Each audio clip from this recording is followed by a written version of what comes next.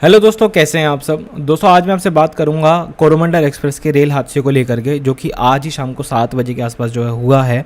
And दोस्तों, भारतीय railway के इतिहास में ऐसा कभी नहीं हुआ जब कोई रेल हादसा घटित हो रहा हो और गाड़ी की उस वक्त जो गति होती है वो 130 की रफ्तार पे चल रहा हो। आज जो रेल हादसा हुआ है दोस्तों, वो 130 के एमपीएच पे जो है आपकी कोरोमंडल एक्सप्रेस चल रही होती है, तब वो जो है घटित होता है। तो दोस्तों, क्रोनोलॉजी के अंदर पूरे हादसे को समझने की कोशिश करते हैं कि क्या एग्जैक्टली घटा था और क्या पूरा जो है कारण रहा था। तो दोस्तों, आज की तारीख यानी कि 2 जून 2023, जब ट्रेन नंबर 12841 कोरोमंडल एक्सप्रेस जो कि शालीमार से लेकर के चेन्नई सेंट्रल के बीच में जारी होती है, स्टेशन से 35 किलोमीटर पहले आता है बहानागा बाजार नाम का एक स्टेशन, जहां पर ये पूरा हादसा जो है हुआ है।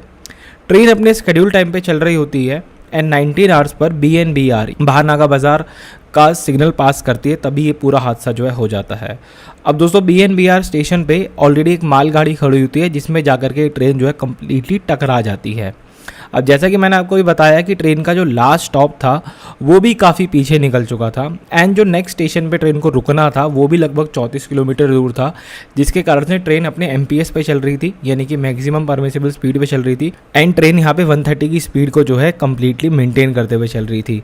तभी वो जाकर के मालगाड़ी के अंदर जो है रैंप कर जाती है। आप फोटोज़ के अंदर देख भी सकते हैं कि किस तरीके से एक WP7 लोकोमोटिव जो है मालगाड़ी के डब्बे के ऊपर जो है चढ़ा हुआ होता है। तो आप अंदाज़ा लगा सकते हैं कि किस लेवल का जो है यहाँ पे हादसा रहा होगा, उसका क्या मैग्नीट्यूड रहा होगा कि जो लोकोमोटिव है वो मतलब इतने टनों का लोकोमोटिव होता है, इतनी भारी लोकोमोटिव होता है, इतने भारी मालगाड़ी के डब्बे होते हैं एंड इनके बीच में टक्कर हुई है। लोकोमोटिव सीधा चढ़ गया है एक मालगाड़ी के डब्बे के ऊपर। ये अपने आप में कितना जो है सोच करके ना दोस्तों रोंगटे से खड़े हो जाते हैं इस चीज़ के बारे में। एंड दोस्तों, सबसे ज़्यादा जो वर्स्ट सिचुएशन हुई ना वो ये हुई कि जब ये पूरा हादसा घटित हो रहा था, जिन क्षण में हादसा जो है घटित हो रहा था, तभी बगल वाले ट्रैक के ऊपर से 12864 SMVB हावड़ा गुजर रही होती है एंड जिसके 2 डब्बे जो है डिरेल हो जाते हैं, क्योंकि जैसे ही इस ट्रेन के डब्बे डिरेल होते हैं कोरोमंडल एक्सप्रेस के, तभी उनसे टकरा करके जो 12864 है उसके डब्बे जो है डिरेल हो जाते हैं। एंड ये बताया जा रहा है कि कोरोमंडल एक्सप्रेस के केवल 2 या 3 डब्बों को छोड़ करके पूरी गाड़ी जो है यहाँ पे डिरेल हो गई है। 18 से ज़्यादा कोचेज़ जो है यहाँ पे डिरेल हो गए। और जाहिर सी बात है दोस्तों, अगर कोई हादसा इतनी हाई स्पीड के ऊपर होगा तो इतना बड़ा डिरेलमेंट होना बनता है। जब तक मैं वीडियो बना रहा हूँ तब तक लगभग 152 लोगों के मृतक होने की खबर यहाँ पे आ चुकी है। लेकिन कोई भी अनुमान लगा सकता है कि अगर इतने ज़्यादा डब्बे डिरेल हुए हैं, 18 के आसपास जो है डब्बे डिरेल हुए हैं, तो ये जो संख्या है या वक्त के साथ जो है बढ़ती चली जाएगी। तो अभी के लिए मैं आपको बस यही बताना चाहूँगा कि अप एंड डाउन लाइन दोनों ही लाइन पे जो है हादसा हो गया है, जिसके कारण वो जो ट्रैफिक है वहाँ कम्प्लीटली ब्लॉक्ड है। एंड आप प्लीज़ रेलवे के ट्विटर वगैरह के ऊपर उसको जरूर से फॉलो करना और हेल्पलाइन नंबर पे कॉल कर सकते हो अगर आपका कोई भाई बंधु वगैरह इस रास्ते पे जो है ट्रैवल कर रहा है। एंड दोस्तों, वैसे तो ये बात मैं बताता हुआ सही नहीं लग रहा है यहाँ पर, मुझे लगता नहीं, पर मैं आपको एक चीज़ बताना चाहूँगा। अगर इस हादसे की कल को ऑफिशियल रिपोर्ट आती है और उसके अंदर ये सुनने में आता है कि जो आपका रनिंग स्टाफ है उससे ज़्यादा दबाव में काम करवाया जा रहा है एंड ज़्यादा वर्किंग आवर्स उससे लिए जा रहे हैं, या उनकी जो मेंटल कैपेसिटी है काम करने की, फिजिकल कैपेसिटी है, उससे ज़्यादा उनसे काम करवाया जा रहा है, इसके कारण ये हादसा हुआ है।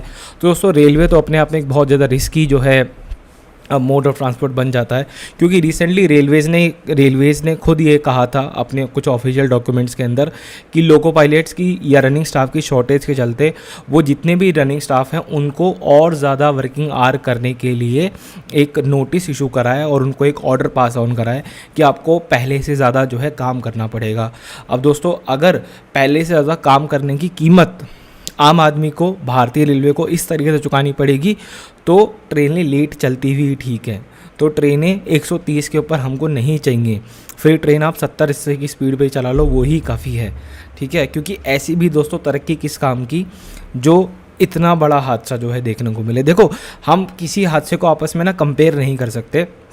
हर हादसे के अंदर जान मान का नुकसान होता है, सब कुछ होता है, लेकिन मैंने अपनी जीवन काल में कभी ऐसा नहीं सुना कि कोई गाड़ी 130 की रफ्तार पे डिरेल हो गई हो।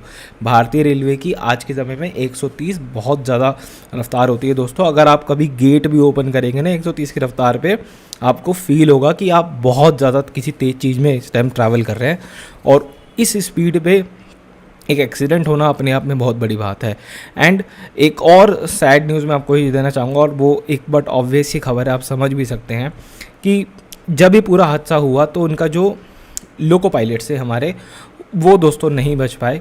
एंड जाहिर सी बात है कि वो पहले इंसान है जिसके ऊपर इस पूरे हादसे का इम्पैक्ट आया होगा। जब वो मालगाड़ी से टक्कर हुई होगी तो सबसे पहले उन्हीं लोगों के ऊपर जो इम्पैक्ट आया होगा, तो उनका बचना तो आप समझ सकते हैं कि नेक्स्ट टू इम्पॉसिबल रहा होगा इसके अंदर। दोस्तों, जो भी और इन्फॉर्मेशन मुझे इस हादसे को लेकर के मिलती है मैं कमेंट्स में अपडेट करता रहूँगा। एंड आपको भी अगर कोई इन्फॉर्मेशन है तो प्लीज़ आप कमेंट्स में ज़रूर से अपडेट करना। ठीक है दोस्तों, इस वीडियो में इतना ही रखते हैं।